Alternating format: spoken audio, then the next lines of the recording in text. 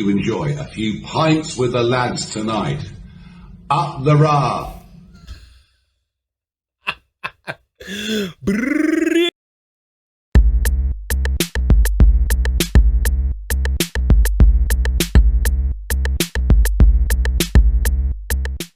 Buongiorno freaks and geeks, and welcome to another MKH reaction. And today I found this video from RTE, which stands for Radio Televisie Éireann, which is Irish for Radio Television Ireland. Doesn't that sound beautiful though? Radio Televisie Éireann. I mean, thank God the British didn't beat that out of them when they decided to colonize that country. Anyway, enough about that. I have this clip here from a reporter named Claire Byrne, and she had the delightful task of inviting Nigel Farage, our favourite Nigel, our favourite Brexiteer, our favourite campaigner for the Leave vote in the 2016 referendum. Yo, the sign is real simple, B. It says wrap it up. So she invited him on the show to talk about I'm guessing lots of stuff, but this clip specifically focuses on the history of Ireland and I guess Irish republicanism or whatever. But before we get into this, don't forget to like, subscribe, and I'm going to press play, but going by Nigel's face here, you can tell this is not going to end well for me. Well, at least I can tell. But anyway, let's get into this. And how is it? And why don't you ask yourselves in Dublin a question? Why did you fight the British? Why did Irish nationalists fight the British for 500 years? 500 often very bloody, difficult years until the 1920s. What was the point of it if you're now governed by European...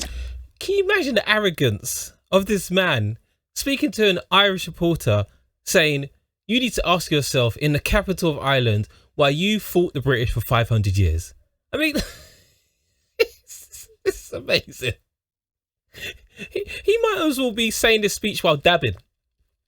Like it is that ridiculous what he's doing. I think people will be entertained, Nigel, to hear you talking about this. And that may be too inconvenient for all of you in Dublin. Oh, I'm sure, yes. Keep being a little soy boy. Oh, am I hurting your feelings in Dublin? Am I hurting the feelings of a whole nation? All right, Nigel, calm down. Your words are not that stinging. Of course. I know that you apologised for the birthday greeting which you delivered in the last couple of days, but I want people to see just how much you know about the history and culture on this island. Now, it's a bit early in the day, so all I've got actually is coffee, but I hope you enjoy a few pints with the lads tonight. Up the rah!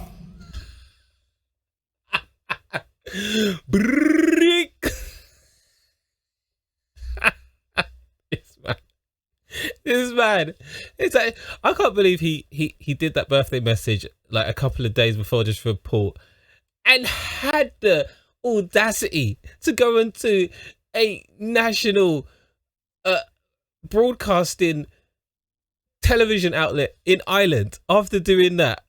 Up the raw.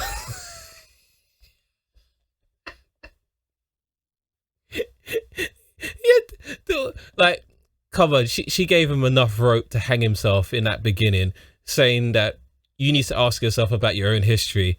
And then she just hit him in the head, like solid right hook in the head. And this face right here is going to be my new screensaver.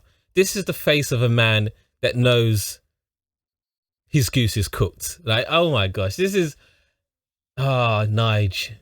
Not, and this is happening in public because I don't think that background is a screensaver or a green screen, should we say? That the actual people in the studio right now watching him getting obliterated. Oh my gosh, absolutely brilliant. He's like, like I've never seen a man's like mouth and throat go drier quicker in my whole entire life. Look at his expression. Yeah. He's a nerd. He's such a nerd. Up the Ra, Nigel. I mean, I know that you said sorry. I know you get 87 quid. It's entirely within your rights to do that. Got 87 quid. He got 87 pounds to do that. To align himself with terrorism. He got 87 pounds. I guess it could be cheaper. And then again, it could have been more expensive to do that as well. Like, I mean, 87, what a random number as well. 87 pounds. Not even just 90 quid. I'm gonna level it out at 87 pounds to say up the Ra. Woo! This is good stuff. But come on, do don't try and day. lecture the Irish people about the culture and history and precarious nature of peace on this island. You haven't got a clue.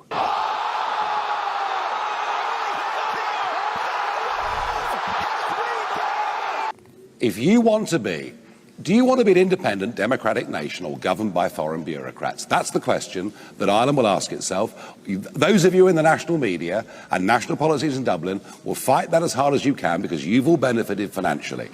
Do the Irish people wish to be independent or not? And that is a debate that will happen in your country in the next few years. Believe you.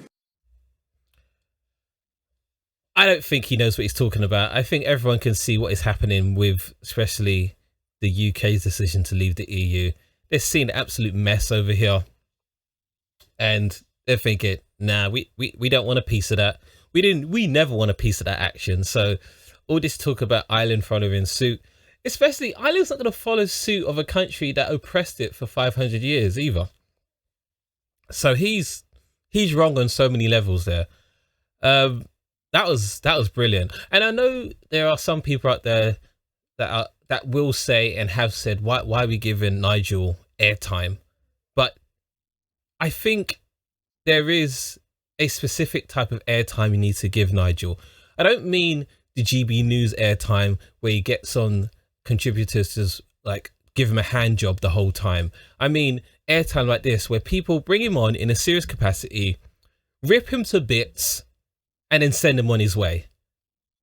And then we get to, as the adoring public, get to laugh at his expense. This is the type of airtime I wish Nigel Farage did all of the time.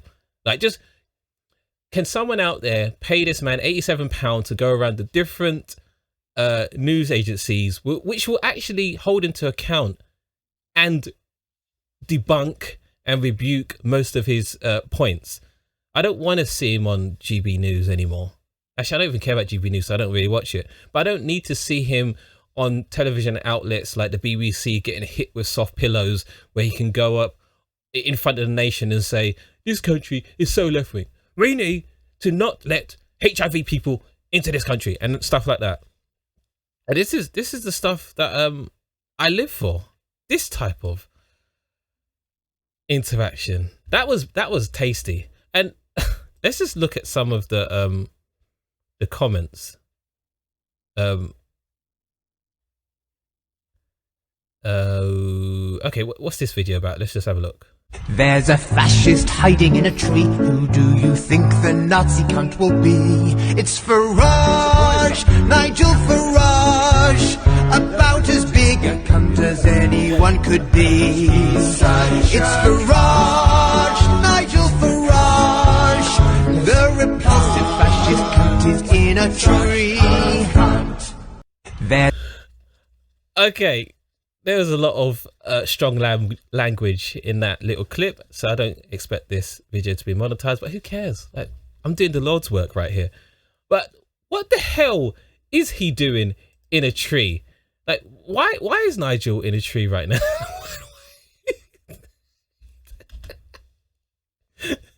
Why is he in a tree? And who pans a shot like that? Like, obviously the producer, director, everyone to do with this, whatever he was doing there, was taking the mickey out of him. Like, there's no way the optics of him being in a tree, it looks like a massive racist woodpecker. Like, it doesn't make any sense. Why is he in the tree? Oh, that's brilliant. I love it. Anywho, you should see the state of this comment section. This is absolutely terrible. Obviously, most of the comments are absolutely ripping him apart, but there are a few in support of him that doesn't really make any sense. Like we've seen, I don't understand why you would take anything Nigel has to say about Ireland's history seriously when he doesn't even know what the phrase "up the Ra" means or what it refers to. It's just what? Okay, here's another video. Very keen on this particular issue. Do you support devolved government in Northern Ireland containing, as it does, IRA terrorists? Okay, I don't know what the context of this video is. Whoever's asking the question looks like a massive balloon head. But Irish terrorists. Come on, man. What a loaded question. Okay, let's pan to Nigel Farage. This time he's not in a tree, and see what he has to say about it. The whole peace process, so-called, in Northern Ireland, lives utterly and entirely lives.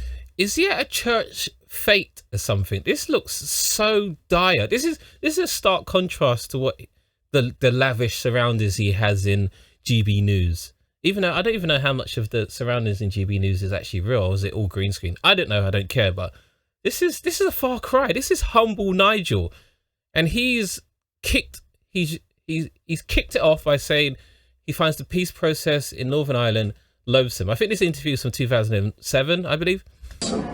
I think to have released back into the community over 400 convicted murderers, some of whom served sentences as short as 18 months. That's not what I call a peace process. That's what I call surrender to the wrong uns. You know, both of the... I love his technical term of released prisoners, wrong uns.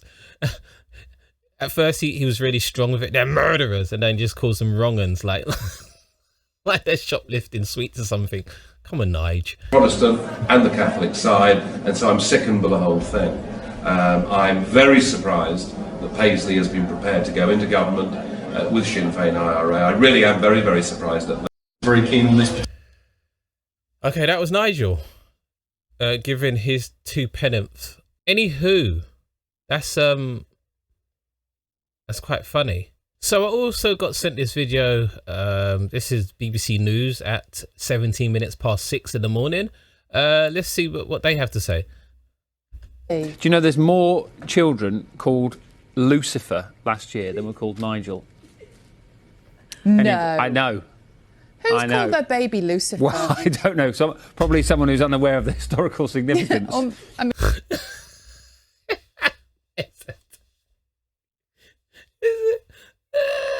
More people called Lucifer. This is how evil people see the name Nigel Farage in 2020.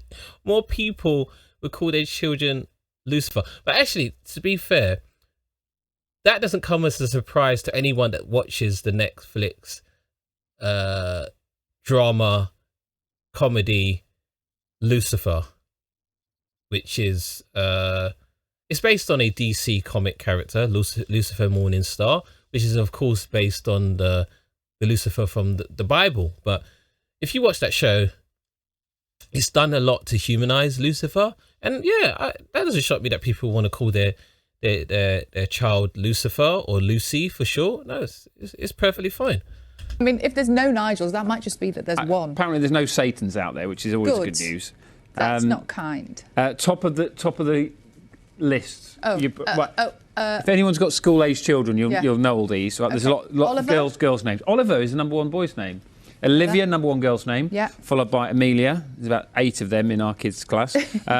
Isla, Ava, Mia, Ivy, Lily, Isabella, Rosie, Sophia. Okay.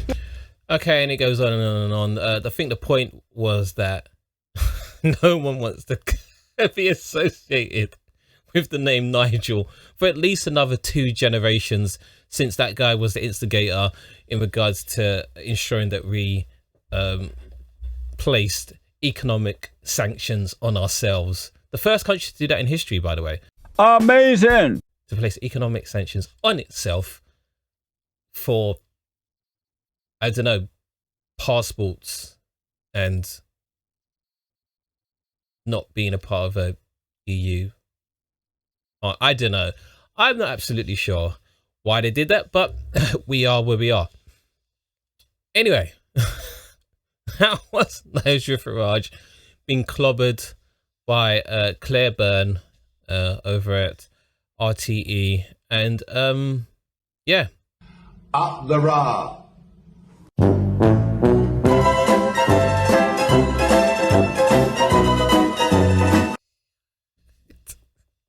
It's brilliant. I love it. Tell me what you thought of it in the comments down below. Don't forget to like, subscribe, and I'll see you next time. Bye-bye.